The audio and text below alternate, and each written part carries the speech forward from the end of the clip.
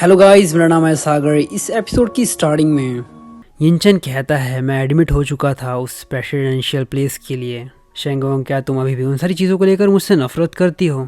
शेंगोंग कहती है तुम कुछ ज़्यादा ही सोचते हो। और ये कहते वहाँ से आगे बढ़ रही होती है, लेकिन तभी वो बंदा मतलब यिनचन उसका हाथ पकड़ लेता है। वो उसके हाथ को पकड़ता और कहता है ये शेंगोंग, अगर यिंग और मैं डिवोर्स ले लेते हैं तो क्या हम फिर से इन सारी चीज़ों को शुरू कर सकते हैं, मतलब हमारे बीच में जो सब कुछ था।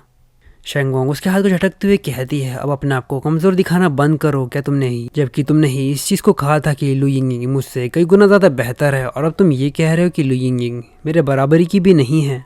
यिनचन से गले लगा लेता और कहे शेंगोंग ये सब कुछ मेरी ही गलती थी, और अगर तुम्हें मुझसे नफरत नहीं है तो तुम इस तरीके से मुझसे बात मत करो। तुम मुझे मार सकती हो, तुम मुझसे नफरत कर सकती हो, लेकिन मैं नहीं चाहता कि तुम पूरी जिंदगी भर मुझसे इस तरीके से नाराज रहो, तो प्लीज़ मुझे माफ़ कर दो। लेकिन मैं सच कह रहा हूँ, मैं तुमसे झूठ नहीं कह रहा, मुझे तुम पसंद हो।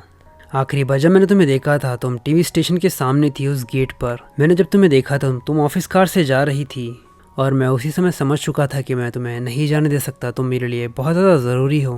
मुझे माफ़ कर दो शेंगवांग, मैं उस समय कुछ ज़्यादा ही जवान था, इसलिए मैंने वो गलत फैसले ले लिए। मैं ठीक से चीज़ों को समझ नहीं पाया।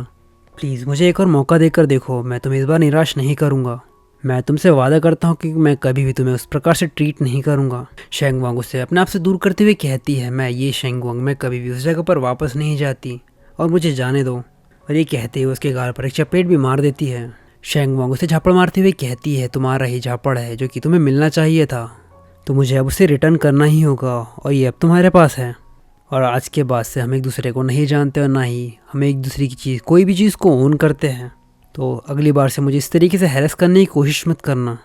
तभी मैं दिखाया जाता है एक पेड़ के पीछे एक बंदे को जो कि मुस्कुरा रहा होता है, और वहाँ पर उन सारी चीज़ों की फ़ोटो भी लेता है।